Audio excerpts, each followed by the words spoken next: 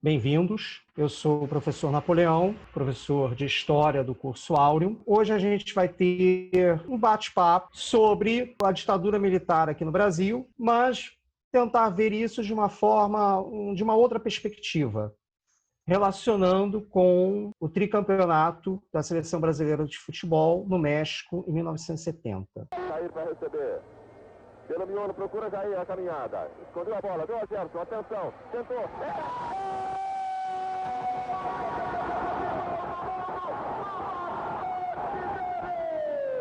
Por que eu escolhi esse tema?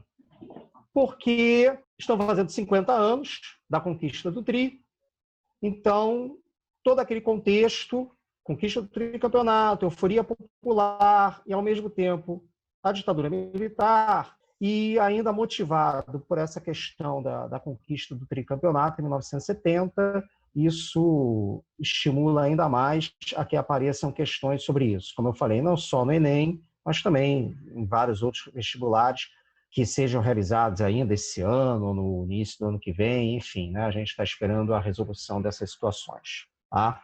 Então, daí a escolha desse tema. Vamos pensar o seguinte: 21 de junho de 1970, Estádio Azteca, cidade do México, final da 9ª Copa do Mundo. Brasil em campo, as seleções do Brasil e da Itália. A seleção brasileira, depois do fracasso na Copa de 66 na Inglaterra, vem de uma campanha arrebatadora, 5 vitórias em 5 jogos, amassando os adversários, passando o rodo em todo mundo, né? E chega para a final com a Itália. O Brasil, bicampeão mundial, 58 e 62.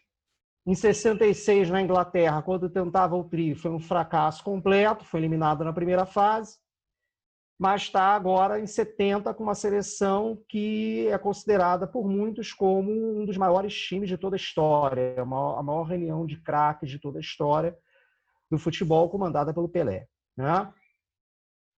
E a Itália também era bicampeã mundial, só que já há muito tempo atrás. A Itália ganhou as Copas de 34 na própria Itália e depois de 38 na França. Aí a gente teve uma parada, uma interrupção por causa da Segunda Guerra Mundial, e aí as Copas só voltaram a ser disputadas em 1950, aqui no Brasil, Maracanã, né? E quando o Brasil foi derrotado na final do Maracanã para o Uruguai por 2-1. Então, essa final ela tem um contexto interessante, porque como você tem duas seleções bicampeãs mundiais, Brasil e Itália, a que ganhasse o título seria tricampeã e, consequentemente, ficaria com a taça Jules Rimet. De acordo com as regras da FIFA na época, a seleção que conquistasse primeiro 3 títulos mundiais, não precisavam ser seguidos, 3 vezes campeão do mundo, ficaria em definitivo com a taça Gilles Rimet, que era uma homenagem ao francês que foi um dos fundadores da FIFA, primeiro presidente da FIFA. Tá? O primeiro brasileiro, dentre, naquela época, 90 milhões, a colocar as mãos na taça de Rimet. Então, a Itália era bicampeão, o Brasil era bicampeão. Quem ganhasse ficaria com o tri e ficaria com a Jules Rimet. E o Brasil faz um jogo fantástico. E quero deixar claro que, apesar de eu ser um dinossauro, não sou tão velho assim, porque na época eu só tinha 3 anos de idade, então eu não lembro disso, tá? Mas depois eu vi os tapes das partidas e tal, né? Mas o Brasil faz um jogo sensacional, passa o rodo na Itália, ganha por 4-1, é tricampeão e fica com a Jules Rimet, que depois dos anos 80 foi roubada da sede da CBF e foi derretida. Tá? Hoje em dia tem lá na CBF uma réplica, tá? Que foi feita para substituir a original, que foi roubada e derretida nos anos 80, 88, se eu não me engano, 86, alguma coisa assim. Tá? Então, mas aí o Brasil fica com a Copa do Mundo, uma euforia muito grande, lá no México, inclusive, uma euforia muito grande, porque os mexicanos, depois que a seleção mexicana foi eliminada, estavam torcendo para o Brasil. Né? Então, quem assistir vídeos da época do jogo, né, da partida, ver no final do jogo, pessoal invade o campo, arrancam camisa, calções, chuteiras, meiões dos jogadores, tem jogadores que ficam só de cueca no gramado. E a gente tem aqui, como é possível, uma reprodução da capa do Globo, no dia 22 de junho, dia seguinte da conquista. Aqui, ó, Carnaval em junho, uma foto aqui mostrando o primeiro gol de cabeça do Pelé, o primeiro salto de Pelé, decretado feriado, ponto facultativo, hoje e amanhã. Quer dizer, os 2 dias seguintes após a conquista, ponto facultativo, né? A gente sempre aproveita para tirar uma folga, né?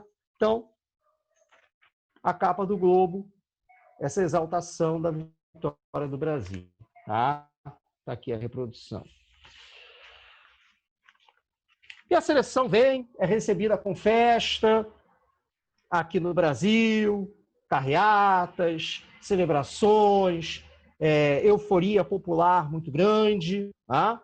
E, obviamente, como sempre, isso não é novidade, os políticos tentando se aproveitar disso, né, para ter ganhos políticos, eleitorais sobre essa conquista. Essa relação entre política e futebol, ela não era nova. Ela existe desde sempre, desde que o futebol foi criado lá na Inglaterra, no final do século XIX. Existe uma relação entre futebol, política, sociedade, que a gente pode ver sobre vários aspectos. Então, gente, fato curioso, lembrei agora, ele já estava aí na política, Maluf é velho de guerra na política, né? E ele era, não me lembro agora, ele era governador de São Paulo na época. Não me lembro se era prefeito da cidade de São Paulo ou governador do estado, agora não lembro de cabeça. E ele deu de presente para os jogadores tricampeões do mundo Fuscas, que na época era um carro muito bom, né?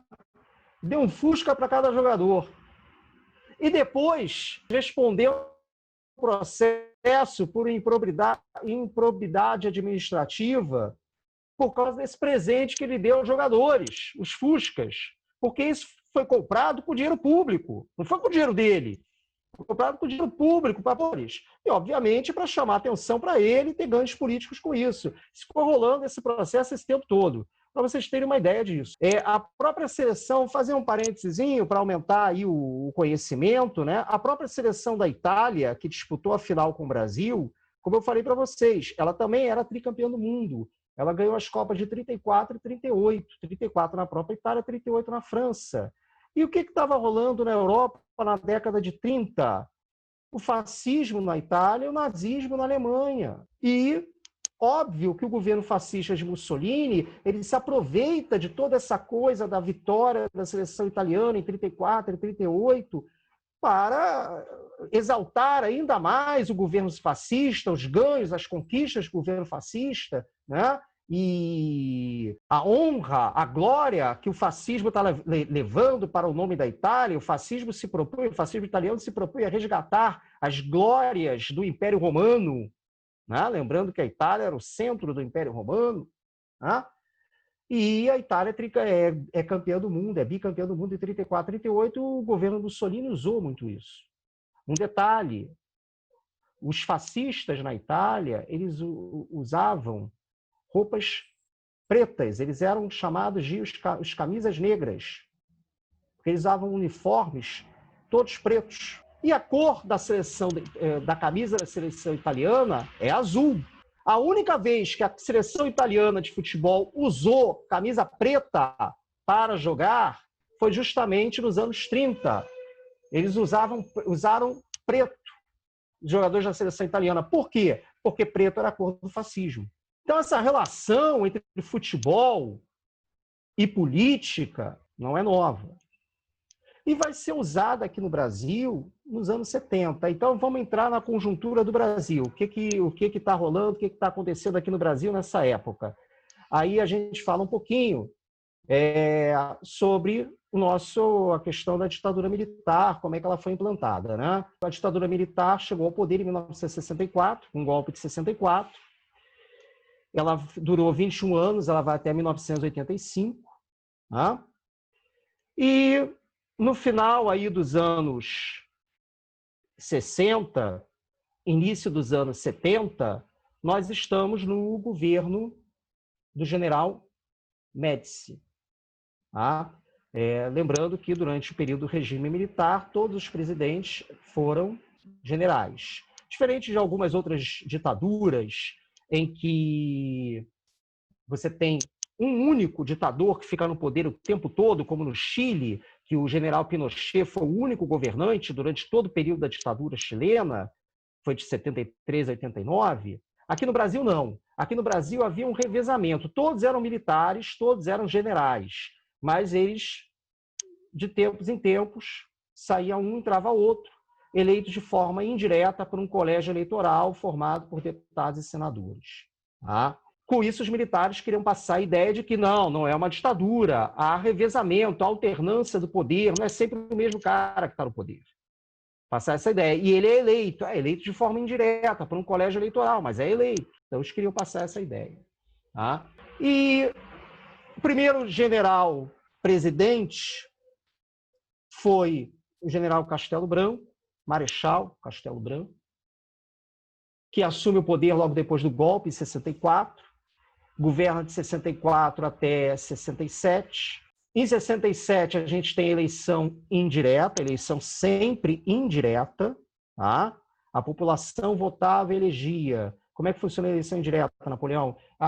Basicamente assim, a população votava e elegia os deputados e os senadores. E os deputados e senadores, eles formavam um colégio eleitoral que elegia um presidente. Só havia dois partidos políticos, era o bipartidarismo. A Arena, que era o partido que apoiava o governo, apoiava o regime militar, e MDB, que era o partido de oposição ao regime militar. Esse mesmo MDB que existe aí até hoje em dia. Depois virou PMDB e agora é MDB de novo. Sendo que os políticos da Arena, eles eram em quantidade muito maior, a Arena tinha muito mais deputados e senadores, e governadores e prefeitos, do que o MDB. Porque eles conseguiam, através dos currais eleitorais, da troca de favores, né, das fraudes, conseguiam sempre vencer as eleições. Então, tinham muito mais deputados e senadores. Consequentemente, o colégio eleitoral era formado por uma ampla maioria de políticos da Arena, partido que apoiava o regime militar. Então, sempre o candidato da Arena era eleito presidente. E quem era o candidato da Arena? Era sempre um militar, um general, que era escolhido pela cúpula militar. Olha, vai ser você. E aí, esse general, ele passa para a reserva, tira a farda, bota terno e gravata, assume uma postura civil, né? E aí se filia à Arena e é candidato a presidente pela Arena, vai para o colégio eleitoral e virtualmente está eleito. É um jogo de cartas marcadas. Não tinha como o MDB vencer as eleições porque ele tinha menos votos, ele tinha menos deputados, menos senadores. Então, era apenas, as eleições eram pró forma, as eleições para presidente eram pró forma, tá? Apenas para ratificar uma escolha feita pelos militares. Durante todo o período do regime militar, as eleições presidenciais serão indiretas. As eleições para governadores também eram indiretas, tá? E os prefeitos das capitais e cidades consideradas importantes para a segurança nacional eram nomeados. Tá? Então, eleição para valer mesmo só tinha assim, para deputado, para senador, deputado estadual, vereador e tal, e mesmo assim com muita influência da propaganda do regime militar, para que as pessoas votassem os candidatos do regime militar. Tá? Então, o primeiro foi o Marechal Castelo Branco, em 67 sai Castelo Branco, e é eleito, de forma indireta, o general Costa e Silva. Nesse período, a ditadura não era tão escancarada, né? Não era tão rígida como vai se tornar depois. Havia algumas brechas onde a oposição podia fazer manifestações para criticar o governo. Algumas brechas. Então, havia manifestações de rua, havia passeatas. Essas manifestações cresceram muito no ano de 1968. O ano de 68 é significativo não só no Brasil, como em várias partes do mundo, como um ano marcado pela luta pelas liberdades, liberdades democráticas, os direitos individuais, os direitos humanos. Tá? E aqui no Brasil nós temos muitas passeatas, feitas principalmente por estudantes, pedindo a volta da democracia, pedindo o fim do regime militar.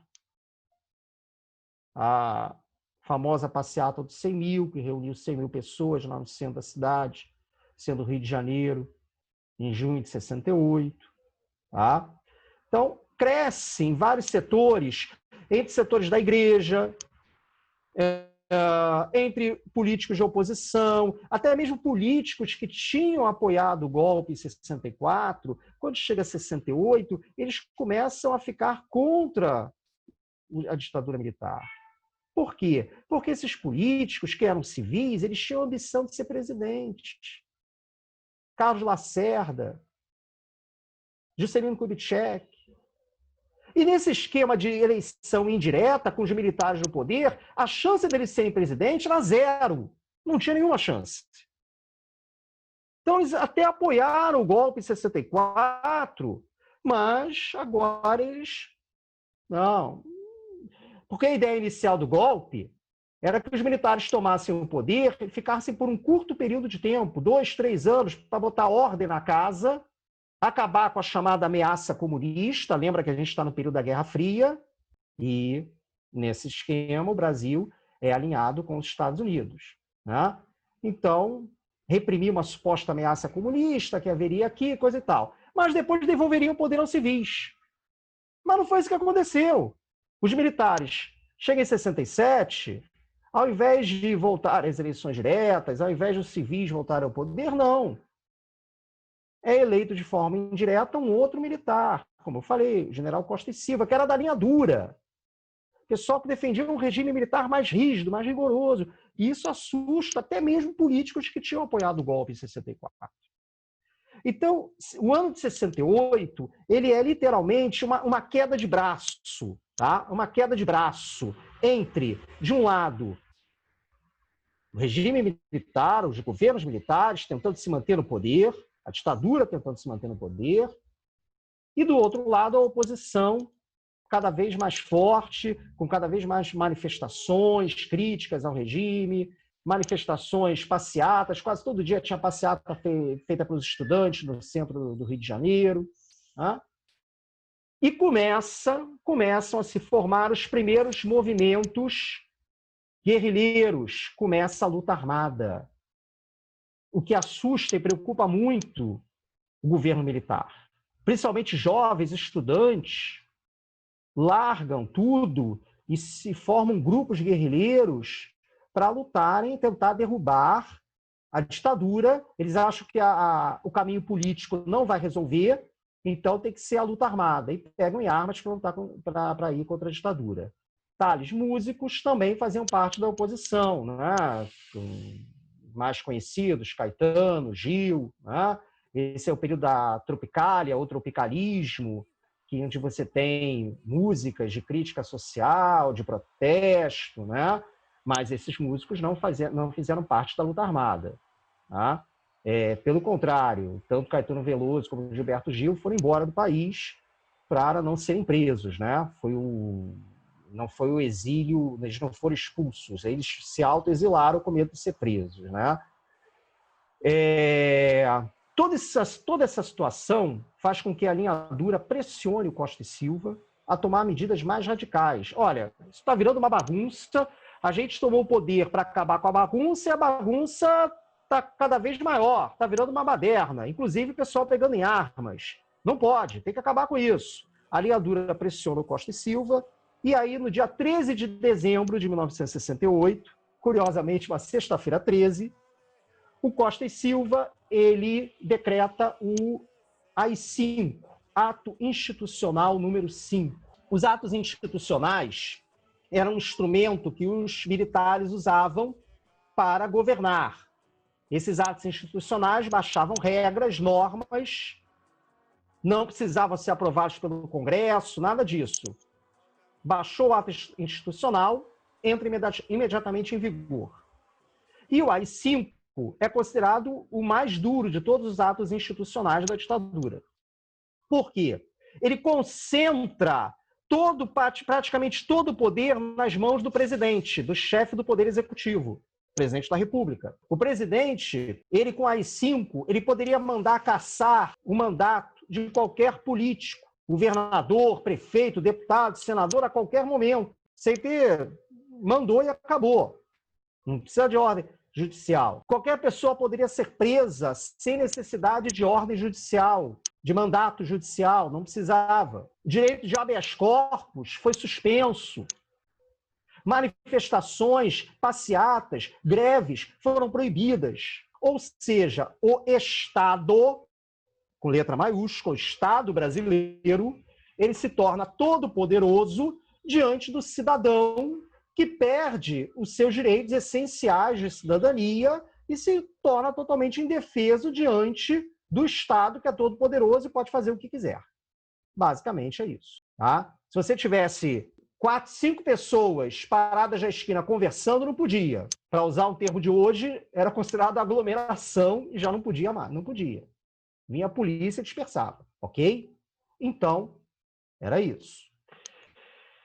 Isso foi em dezembro de 68, AI-5. Tá?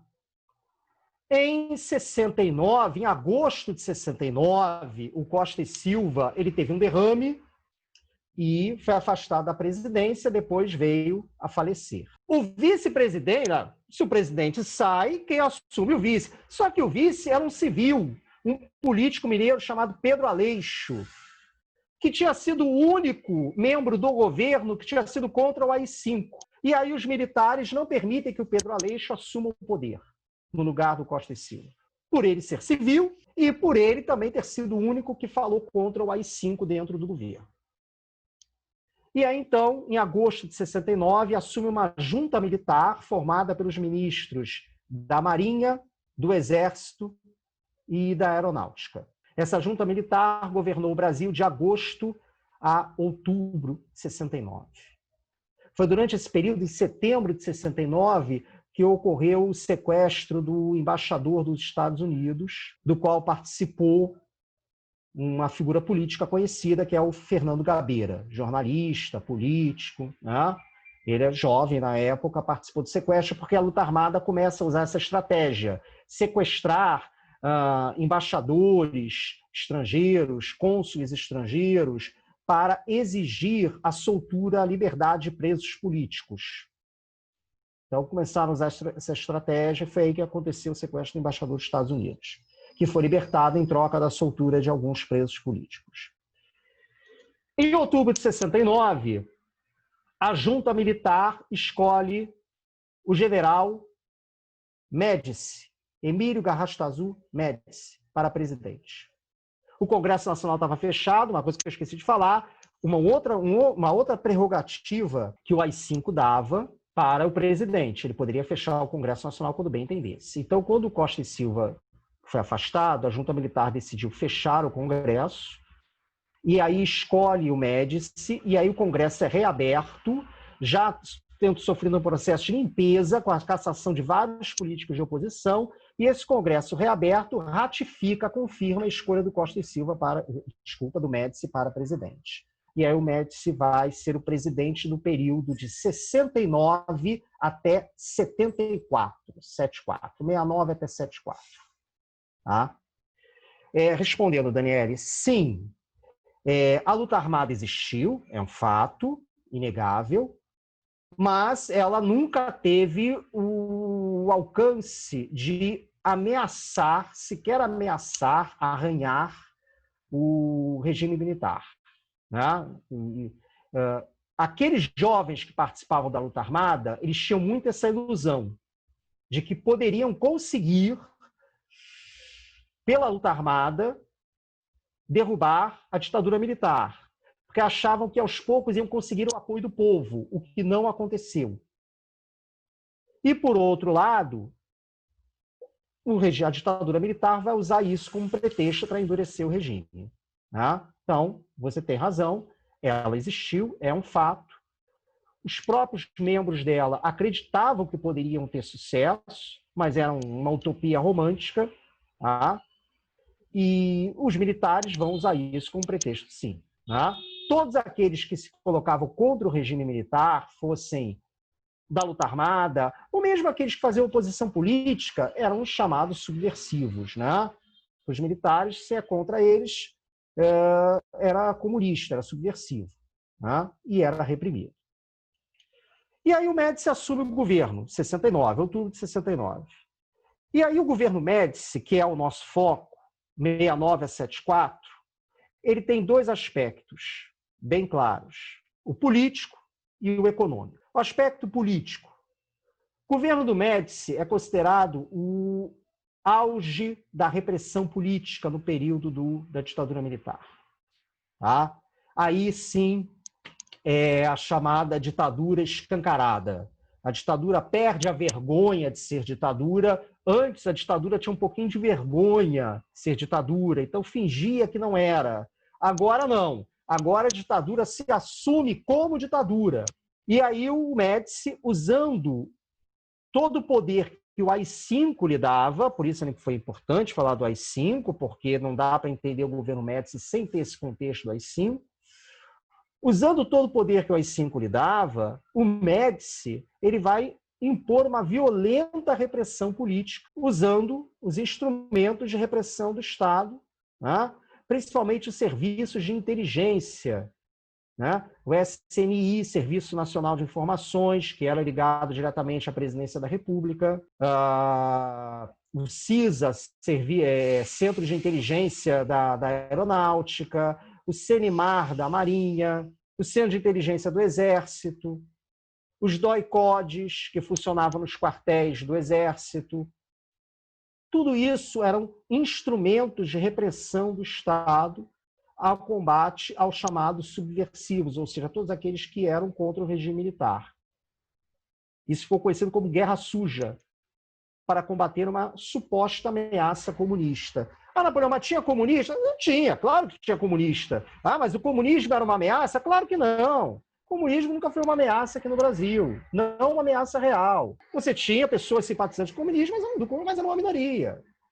A maioria era a favor da democracia, né?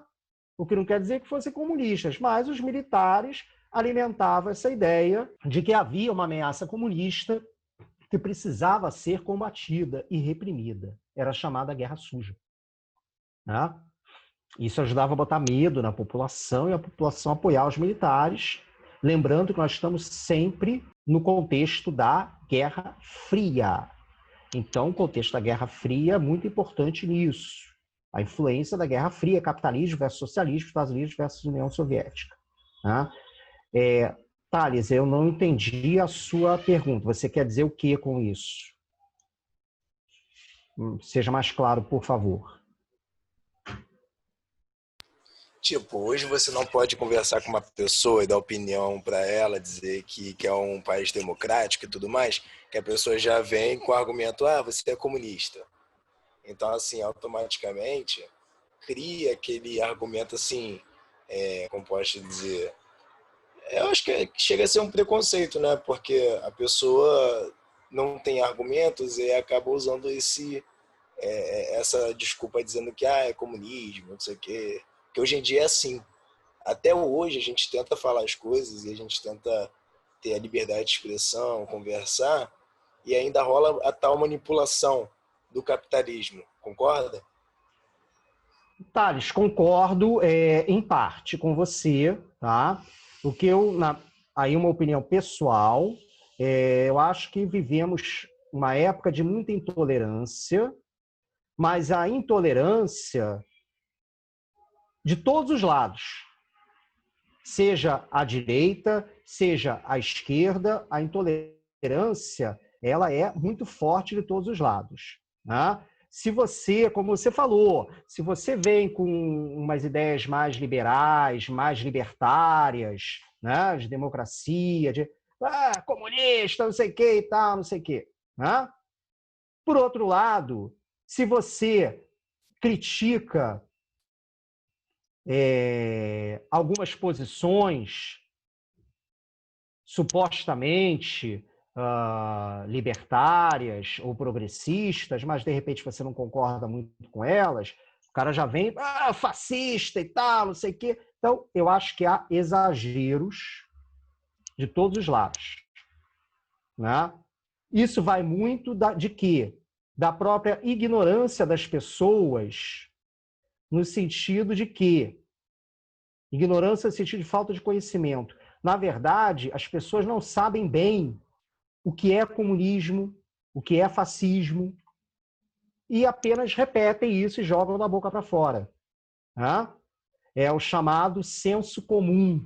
Entrando um pouquinho de filosofia, que eu também sou professor de filosofia, é o chamado senso comum. Né? As pessoas repetem o que os outros falam sem parar para pensar muito naquilo. E a gente repete que nem papagaio de pirata. Né? Então, para combater o senso comum, a gente tem que ter o senso crítico. Senso crítico. Ou seja, tudo que é dito, inclusive o que eu estou dizendo nessa aula, você tem que parar, pensar, analisar, concordar, discordar, mas ter argumentos para desenvolver o seu próprio pensamento, as suas próprias ideias. Isso é feito com o senso crítico. O senso comum, você apenas será papagaio de pirata e vai ficar repetindo o que os outros falam sem entender nem porquê o que está sendo dito. Tá? E, Thales, muito obrigado. Tá? O objetivo é ajudar todos vocês. E eu me perdi. Eu ia só citar aqui, voltando lá no século XVIII, na época do Iluminismo, tinha lá um pensador do Iluminismo francês, o Voltaire, né, que é considerado o símbolo da liberdade de expressão, que dizia o seguinte: posso não concordar com uma só palavra do que você diz, mas lutarei até o fim pelo direito que você tem de dizê-las. Isso é liberdade de expressão. Você não concorda com nada do que eu falo, mas você reconhece que eu tenho direito de falar. E vai dialogar comigo e contrapor, né, para que a gente possa, de repente, chegar a um denominador comum. Trazer para a filosofia, é o modo socrático de produção do conhecimento. Tese, antítese, antitese leva à síntese. Né? Você tem a tese, você tem a antitese, ou seja, antítese, elas se chocam uma com a outra e disso leva à produção do conhecimento, que é a síntese. A síntese é exatamente esse confronto de ideias entre tese e antítese que leva a uma síntese das ideias. Né? Marx, mais tarde, chamou isso de modo dialético de produção do conhecimento. Né? O confronto de ideias, a gente chama de dialética, leva à produção do conhecimento. Estamos, então, no Médici, né? Falando da repressão, da guerra suja, etc. Né? Ok. Então, muita repressão, muita gente sendo perseguida, muita gente sendo presa, muita gente sendo torturada, muita gente morta, muitos desaparecidos, né? Pessoas que somem assim, sumiram, desapareceram, nunca mais foram encontrados até hoje. Né? E a repressão é muito forte. Só que tem o lado econômico. Na economia, a situação é oposta. Esse é o período do chamado milagre econômico brasileiro. Isto é um período em que a economia brasileira tem elevados, altos índices de crescimento econômico anual. Então, a economia brasileira cresce muito, de forma muito rápida. Para se ter uma ideia, a economia brasileira, nesse período aí de 69, 70, 70, até 73, ela teve índices de crescimento econômico comparáveis aos que a China tem atualmente, né? Antes da pandemia, pelo menos. Então, crescimento econômico acelerado, muito rápido, muito intenso, e inflação baixa, sob controle. Esse é o chamado milagre econômico brasileiro. Napoleão, como é que foi feito isso? Como é que conseguiram esse milagre? A economia brasileira indo bem. Olha, o milagre econômico, ele tem duas bases de sustentação. De um lado, o capital estatal, ou seja, o dinheiro do governo, que é investido principalmente em obras de infraestrutura, estradas, pontes, hidrelétricas.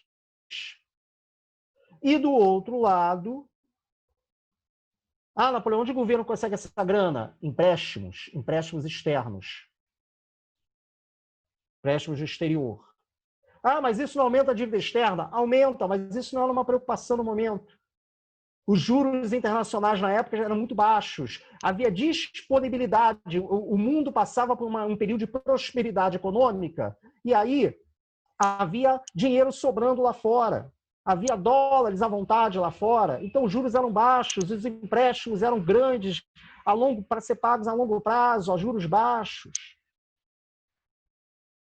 E a outra base do milagre econômico é o capital estrangeiro, que entrava aqui no Brasil através de investimentos diretos. Ou seja, o empresário estrangeiro, ele investia aqui, abrindo uma filial da sua fábrica, da sua indústria, né? Investindo também em obras, em construções. Então, basicamente, é o capital estrangeiro que sustenta o milagre econômico, seja através de empréstimos feitos ao governo brasileiro, seja através de investimentos diretos. Tá? E com isso, a economia brasileira cresce muito. O governo, aproveitando o bom momento da economia, vai investir em grandes obras de infraestrutura, que são as chamadas obras faraônicas, obras muito grandes, que gastam muito dinheiro, e de eficácia ou necessidade, pelo menos, duvidosa em alguns casos. Né? Em outros, até obras importantes, mas mesmo assim muito caras. Né? Por exemplo, é dessa época a construção da rodovia transamazônica, com projetos de integração nacional, né? integrar a região norte ao resto do Brasil. Início da construção da hidrelétrica de Itaipu, a construção da ponte Rio-Niterói, tudo essa época.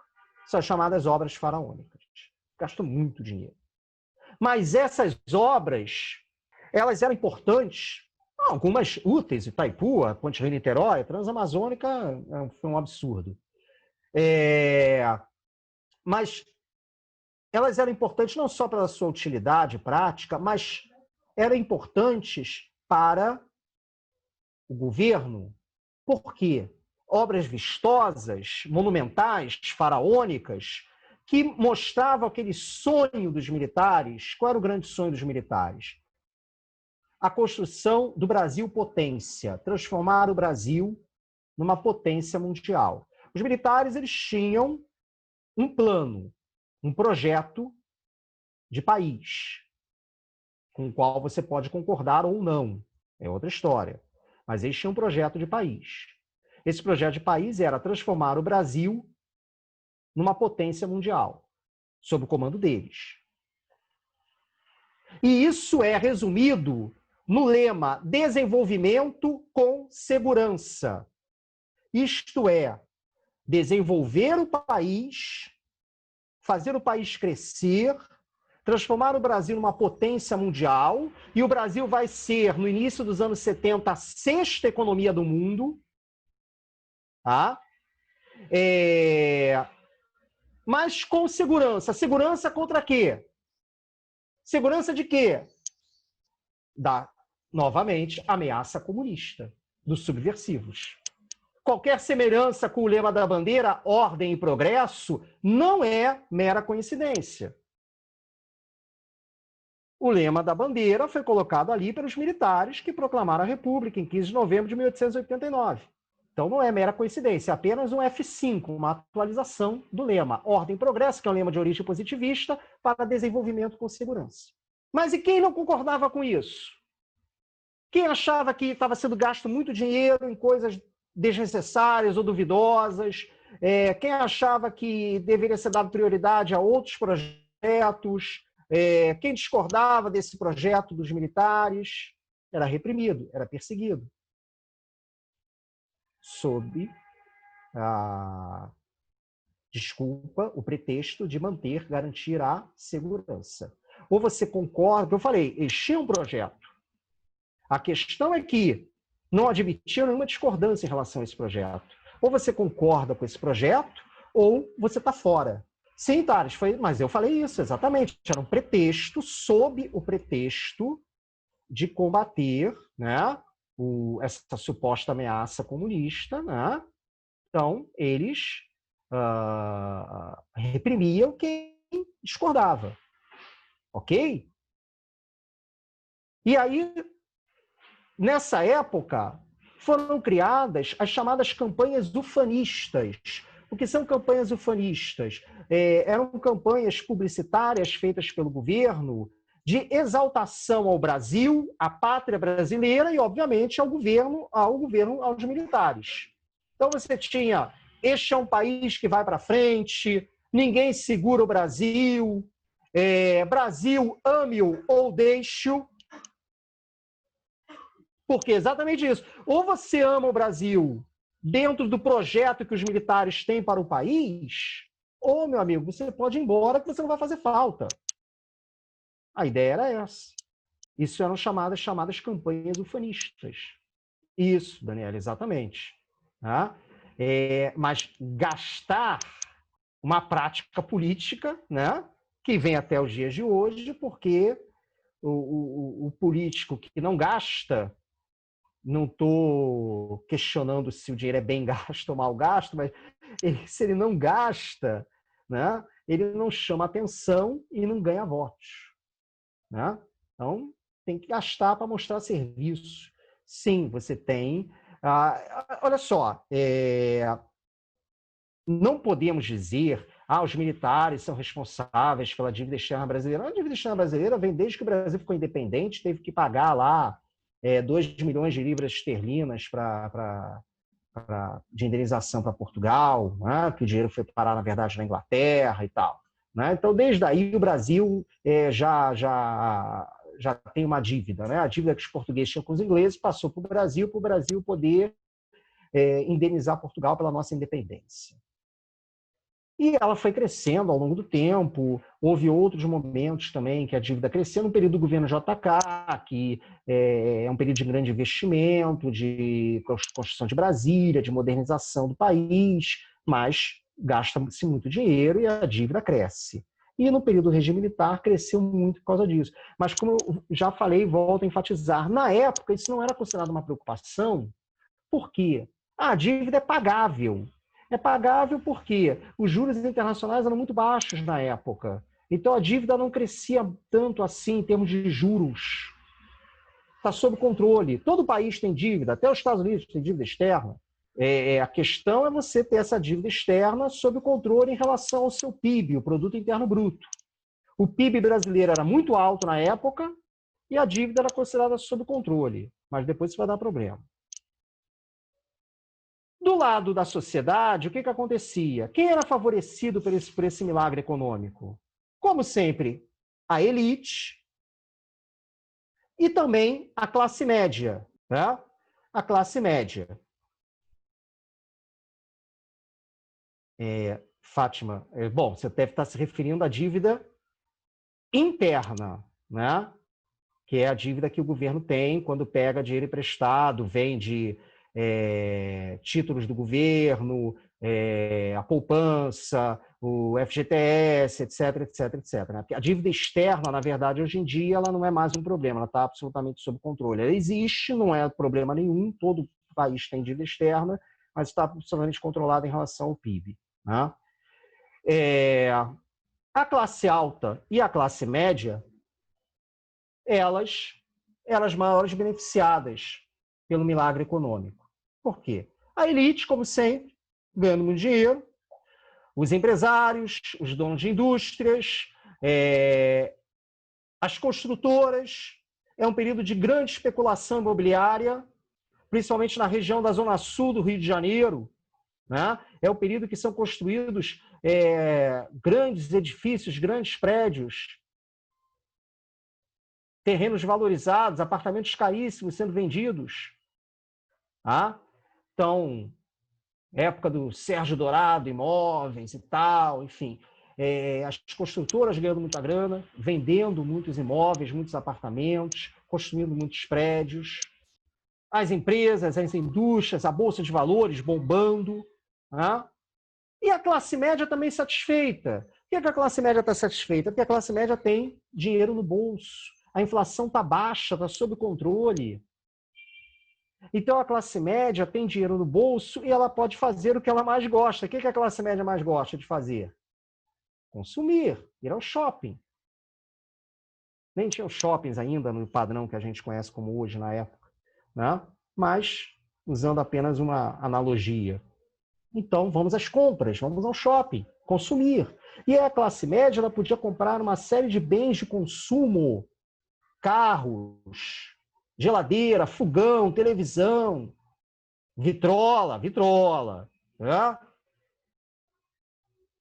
Tinham acesso a isso. Bens de consumo. Comprava a prazo, crediário, os juros eram baixíssimos.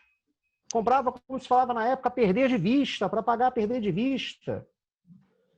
Então a classe média estava, inclusive, comprando apartamentos. Apartamentos grandes, né? Na Zona Sul. Então a classe média estava satisfeita. Porque ela podia consumir com investimento estrangeiro, a abertura de fábricas aqui no Brasil, produtos que antes eram importados passam a ser produzidos aqui. O preço cai, ficam mais baratos. A classe média tem acesso a isso. Então a classe média está satisfeita. A classe alta está satisfeita, como sempre, e a classe média também está. Quem é que se ferra? Quem é que se ferra? Como sempre, os trabalhadores, o povão. Por quê? Para manter a inflação baixa, o que acontece? O consumo é cada vez maior. Se o consumo é cada vez maior, as fábricas, as empresas têm que produzir mais. Para produzir mais, elas vão precisar de mais mão de obra, ou vão precisar colocar os trabalhadores trabalhando mais tempo, mais horas de trabalho, horas extras e tal. E aí, isso aumenta o custo da produção. Isso poderia ser repassado para os produtos, isso gerar inflação. O governo não queria isso. E aí, o que é feito? Os trabalhadores em geral, naquela época, os trabalhadores das fábricas, das indústrias, os trabalhadores braçais em geral, eles vão passar a trabalhar mais tempo, mais horas de trabalho para poder produzir mais, mas ganhando o mesmo salário.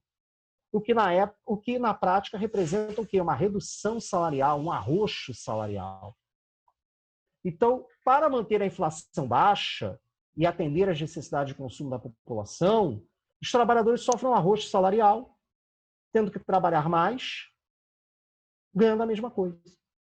Então, como sempre, os trabalhadores se ferram. Ah, Napoleão, e eles não vão reclamar? Não. Sabe por quê? Porque não podiam.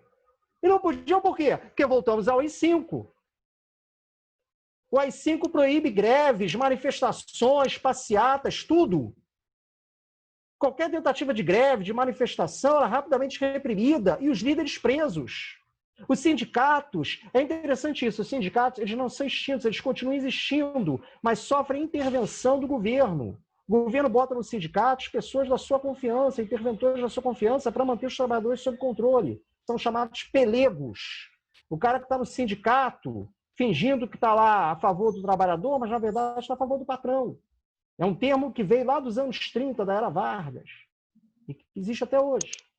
Então, os trabalhadores, eles não têm como... As últimas greves que ocorreram foram no final de 68 e início de 69, depois não ocorrem mais greves. Não ocorrem mais greves por quê? Estava todo mundo feliz, contente, satisfeito? Não, não podia. O AI-5 não permitia. E se tentasse, paulada em cima dos caras. Só vamos voltar a ter grandes greves, manifestações dos operários, 78 e 79, na região do ABC paulista, Sindicato dos Metalúrgicos de São Paulo, cujo presidente era o Lula. Aí começa a ascensão política do Lula. Por que 78 e 79? Porque o AI-5 é extinto em dezembro de 78.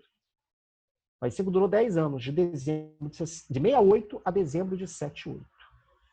Tá? Então, nesse período, não tem como reclamar. Então, vocês vejam bem, você tem uma situação política terrível, de muita repressão, intensa repressão política, muita gente sendo presa, sendo torturada, sendo morta, sendo desaparecendo. Mas quantas pessoas... A luta armada sendo dizimada, aqueles que optaram pela luta armada são presos, são mortos, desaparecem. A luta armada é dizimada, é aniquilada. Né? E quem se importava com isso? Muito pouca gente. A maioria da população fechava os olhos e fingia que nada estava acontecendo. Por quê? As elites são beneficiadas. A classe média é beneficiada, está com o dinheiro do bolso e está consumindo. Então vamos fingir que nada está acontecendo. Vamos virar para o lado, vamos fechar os olhos e esquecer. Tanto é que, em 1970, a gente teve eleições para o Congresso, deputados, senadores, né? E nessas eleições, deputado estadual também, eleições para o Congresso, eleições estaduais. Nessas eleições, a Arena, o partido que apoiava o regime militar, ele dá uma lavada geral, ele ganha geral. Napoleão, mas tinha fraude e tal? Também tinha, sempre tem, né? Sempre tem manipulação, manobras, mas a questão é a seguinte, a questão é que o regime militar tinha apoio de grande parte da população, que estava satisfeita com a situação econômica. E como diz aquela frase lá da campanha do Bill Clinton nos Estados Unidos dos anos 90, é economia, estúpido. O que importa é a economia. O que importa é o dinheiro do bolso. A maioria pensa assim. Então o pessoal apoiava o regime militar. A Arena ganha as eleições de 1970, de lavada, tranquilamente, porque as pessoas estão satisfeitas. Mas tem gente que fala, não, isso não me interessa, não é comigo, não estou aí. E aí, o Brasil ganha a Copa. E isso será usado politicamente, claro, pelo regime militar. Está vendo? O Brasil dá tão certo sob as mãos dos militares que conquistamos o tricampeonato de futebol. Isso é a prova de que estamos no caminho certo, sob o comando dos militares. E com uma participação ativa na comissão técnica da seleção brasileira de 1970, havia vários militares, inclusive, principalmente ligados à preparação física do setor de educação física do Exército. Porque lembrem que o México está na altitude, não é igual à altitude da Bolívia, né, e tal, mas a Copa foi disputada, a cidade do México é na altitude, e naquela época o Brasil foi o primeiro país a fazer uma pesquisa sobre os efeitos da altitude nos atletas, né? O ar rarefeito, a dificuldade para respirar e tal. Então houve uma preparação física intensa no jogador, não foi só técnica, que havia e muita, mas também uma preparação física intensa dos jogadores brasileiros para disputar a Copa na altitude, jogar na altitude. E isso foi feito como? Através do laboratório de educação física, do setor de educação física do Exército. Cláudio Coutinho, Carlos Alberto Parreira. Então os militares vão trazer esses louros da vitória para eles também. Quem vê a final da Copa de 70, no final do jogo, a Itália está mortinha em campo. Não consegue andar. E a seleção brasileira está lá de boa, está andando, está jogando. Claro que naquela época o jogo era muito mais lento do que é hoje em dia, mas mesmo assim o Brasil sobrava não só em técnica, como em preparação física também. Tá? E com isso vai ser utilizado como exaltação. O Médici, que era o presidente na época, ele era a figura tradicional na tribuna de honra do Maracanã. Ele queria passar uma imagem popular, né? Ele queria passar uma imagem popular, então ele ia para o Maracanã, para a tribuna de honra, aos domingos, era flamenguista, ver jogo do Flamengo, com radinho de pilha no ouvido. E aí os alto-falantes anunciavam: atenção, desportistas, a Suderge informa. Anunciamos a presença na tribuna de honra do excelentíssimo senhor presidente da República, Emílio Garrastazu Médici. E as pessoas levantavam para aplaudir. Então, tudo isso, há essa enorme exaltação por causa do bom momento econômico que o país vivia, e com isso fechava seus olhos à intensa repressão política. E o Brasil sendo tricampeão, isso foi muito usado também pelos militares como mais uma exaltação. Agora o Brasil vai, agora vai dar certo, agora vai. Não foi. Quando é que babou tudo? Aí, respondendo aí a pergunta do Marcelo, a coisa vai começar a complicar quando estoura a crise do petróleo. O primeiro choque do petróleo em 1973. O choque do petróleo, vou tentar resumir o máximo, os países árabes, grandes produtores de petróleo, eles decidem quadruplicar o preço do barril. Em números redondos, o barril na época custava $3 e ele passou para $12. O que hoje seria de graça, uma pechincha, mas na época era uma exorbitância. Tá? Isso aconteceu por quê? Isso tem a ver com os conflitos entre árabes e israelenses. Tá? Em 73, em outubro de 73, aconteceu a guerra do Yom Kippur, de Israel contra o Egito e a Síria. Israel ganha a guerra novamente, como já tinha ganho em 67 a Guerra dos 6 Dias. E os países árabes, eles ficam muito descontentes porque as grandes potências do Ocidente, principalmente os Estados Unidos, nesses conflitos entre árabes e israelenses, estavam sempre apoiando Israel. Então eles chegam, vocês apoiam sempre Israel? Então agora vocês vão ter que pagar mais caro pelo nosso petróleo. Então o petróleo é usado como uma arma de guerra. Isso causa um caos na economia mundial. Há uma crise econômica mundial, generalizada. Crise de energia. Por quê? Petróleo é energia. E nós somos a sociedade do petróleo, nós dependemos do petróleo. E o preço do barril de petróleo fica muito caro de uma hora para outra. Isso gera uma crise econômica no mundo todo. Nos Estados Unidos, postos sem combustível, o preço da gasolina dispara, a falta de combustível. Aqui no Brasil, na época, nós importávamos cerca de 80% do petróleo que consumíamos na época. E essa importação de petróleo fica caríssima. Então, isso provoca uma crise econômica mundial. E lembra que eu falei antes, a economia mundial vivia um período de prosperidade, o dinheiro era barato, os juros eram baixos. Isso acabou. Isso acabou.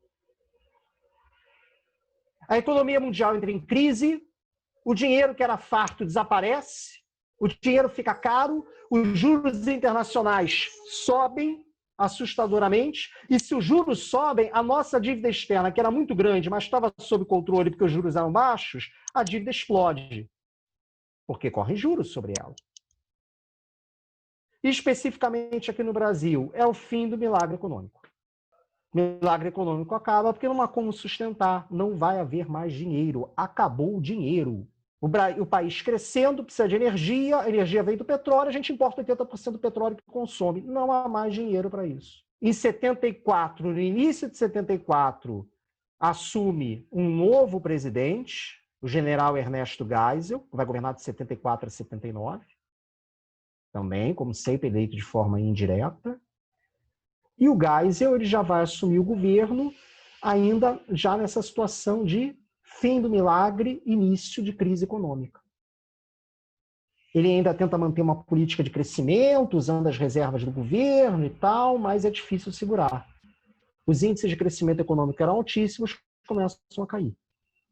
E aí, Não por acaso, o Geisel vai dar início a um processo de abertura política. A abertura que ele chamou de lenta, gradual e segura.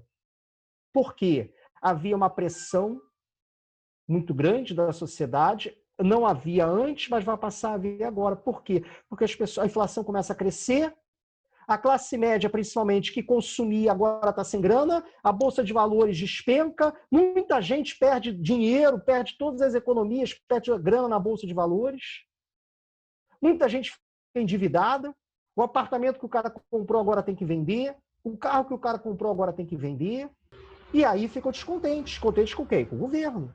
O governo começa a perder apoio, começa a crescer a oposição, e aí o governo começa a ser pressionado. E aí o Geisel percebe, nessa situação, eu não tenho como manter essa situação de ditadura. Karine, sempre tem gente que tem grana. Mesmo, por exemplo, trazendo para os dias de hoje, nessa pandemia, há reportagens que mostram que a gente tem pessoas que ganharam mais dinheiro. Geralmente, quem ganha dinheiro? Aqueles que já têm muito. E nessas situações adversas conseguem ganhar mais. E se aproveitam justamente dessas oportunidades, vendendo, comprando as coisas mais baratas. Por acaso, eu li hoje no jornal uma reportagem que fala o seguinte, tem muitos bares e restaurantes, botecos mesmo, que fecharam as portas, porque não aguentaram, né? Ficar fechados durante todo esse tempo e tal, e aí fecharam definitivamente. O que está acontecendo? Grandes redes de bares estão comprando a preços baixos esses pequenos botecos para expandir as suas redes. Citando nominalmente a rede Belmonte de bares. Está se expandindo no meio da pandemia. Por quê? Está comprando barato bares que fecharam.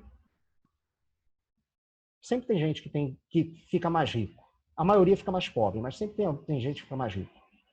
Tá? Aí, então, começa a crescer a oposição ao governo. E o Geisel pressionado, eu tenho que dar uma aliviada, porque senão... Sim, exatamente, Karine, perfeito, isso mesmo. Compre no pequeno comércio, no comércio local, porque esse pequeno comércio é o que mais tem dificuldade para se manter. Geralmente não tem reserva, não tem capital de giro, tem só um pouquinho, então ele não aguenta ficar muito tempo fechado ou com faturamento baixo, exatamente. E aí começa a crescer a oposição ao regime militar. Tanto que nas eleições de 70, a Arena deu uma lavada. Nas eleições de 74, o MDB é considerado vitorioso. Ele ainda é minoritário, tem menos deputados, menos senadores, mas ele proporcionalmente conseguiu eleger mais deputados e senadores do que a Arena. Em números absolutos, a Arena ainda é dominante, mas em termos proporcionais, o MDB é considerado vitorioso. Ou seja, as pessoas passam a votar na oposição porque estão insatisfeitas. Insatisfeitas com o quê? Com a situação econômica. Né? Não é a questão política, essencialmente. Claro, sempre teve oposição política ao regime militar, mas da sociedade como um todo, a questão é fundamentalmente econômica. Enquanto a economia estava bem, muita gente apoiava. Quando a economia começa a ficar mal, aí o pessoal para de apoiar e vai para a oposição. Tá? E isso é o governo Geisel, 74 a 79, tá? E depois o governo Figueiredo, que é o último governo do período do regime militar, que é de 79 a 85, que é o último governo do período do regime militar, em que a crise econômica vai ficando cada vez maior, a inflação dispara, 100%, 200%, 300%, 500% ao ano. E quanto pior fica a economia, maior é a oposição ao regime militar. Até que, em 85, em janeiro de 85, com a eleição ainda indireta do Tancredo Neves, candidato civil e de oposição. mesmo sendo civil de oposição, ele conseguiu ser eleito derrotando o Maluf no colégio eleitoral. E a eleição do Tancredo marca, então, o fim do regime militar em janeiro de 1985. Tá? Lembrei de algumas coisinhas aqui, rápidas, para finalizar. A partir de 79, final dos anos 70, início dos anos 80, né, que a vaca está indo para o brejo, e a oposição é cada vez maior ao regime militar, o futebol novamente é usado politicamente, porque Campeonato Brasileiro, na época era CBD, não era CBF, era CBD, Confederação Brasileira de Desportos, que era ligado ao Ministério da Educação. E aí, o que acontece? O Campeonato Brasileiro, para quem acompanha, hoje em dia são 20 clubes. Naquela época, o Campeonato Brasileiro, se eu não me engano, de 1980, chegou a ter 100 clubes na primeira divisão. 100 clubes na primeira divisão. Por quê? Botavam um monte de time do interior, de time desconhecido no Campeonato Brasileiro. Em quê? Em troca de apoio ao governo. Times de pequenas cidades do interior. Vamos botar esse time no Campeonato Brasileiro, que a população local vai gostar, o prefeito da cidade vai gostar, eles vão apoiar os candidatos do governo, os candidatos da Arena. Havia até um lema, onde a Arena vai mal, um time no Nacional. O esporte sendo usado politicamente. Em 74, o Brasil é tricampeão em 70. Em 74, Copa da Alemanha, vamos para a campanha do Tetra. O Pelé já tinha se despedido da seleção brasileira, ele se despede em 73, se não me engano. Ele é pressionado pelo regime militar a disputar a Copa de 74. Porque achavam que com ele no time nós temos mais chances de ganhar. Mas ele se recusa, ele não quer disputar mais. Para ele, acabou. Ele investiu tudo na Copa de 70, se preparou fisicamente, tecnicamente, psicologicamente, porque sabia que era a última Copa dele. Ele não parou de jogar, mas tinha se despedido da seleção brasileira. Depois foi jogar até nos Estados Unidos e tal. Mas os militares queriam que ele disputasse a Copa de 74, mas ele não quis jogar. Ele já tinha se despedido da seleção. E ele, inclusive, foi sofrer investigação do imposto de renda, sobre suposta sonegação de impostos e tal. Por quê? Como uma forma de pressão. E já que estamos falando de Copa do Mundo e futebol, a Copa de 78 na Argentina. 78, a Argentina também estava no regime militar, um regime militar duríssimo, extremamente repressor, extremamente violento. Na época, era o general Videla, Jorge Rafael Videla, estava na presidência da Argentina. A Copa é disputada na Argentina. E a Argentina tinha que ser campeã do mundo. Os militares argentinos precisavam daquilo. Para quê? Para estimular o nacionalismo, o povo ficar contente, ficar feliz e apoiar o regime.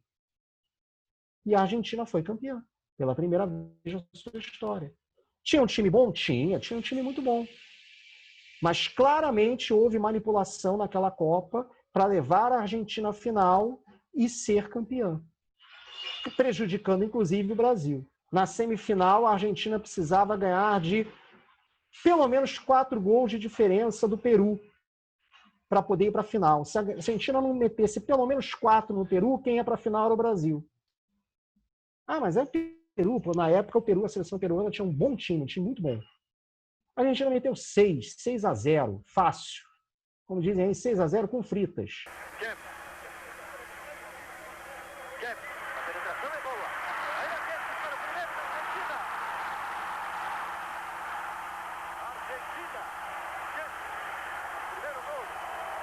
Detalhe, o goleiro peruano era argentino, era peruano naturalizado, Quiroga. Então, houve manipulação, houve venda de resultado para que a Argentina pudesse ser campeã do mundo. Aquilo era importante para os militares argentinos. O futebol é usado como instrumento de estímulo ao nacionalismo, o que favorece quem está no poder. Quanto mais nacionalismo, quanto mais exaltação ao nacionalismo, Não é que o nacionalismo seja uma coisa ruim, nem que o futebol seja uma coisa ruim, mas quando você exalta isso de forma exacerbada, exagerada, isso favorece aos grupos que estão no poder, ao governo que está no poder. Porque as pessoas ficam mais dóceis, mais alienadas, né? Isso historicamente falando. Eu citei vários exemplos. Nos anos 30, o fascismo na Itália, 1970, o regime militar aqui no Brasil, 78, regime militar na Argentina, ditadura militar na Argentina.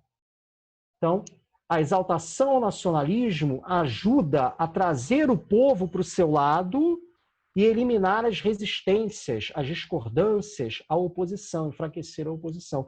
E o futebol, historicamente, sempre foi muito usado para isso, né? Marx dizia, é isso que eu ia falar agora, Daniele, Marx dizia que a religião é o ópio do povo. Hoje em dia, além da religião, tem o futebol também.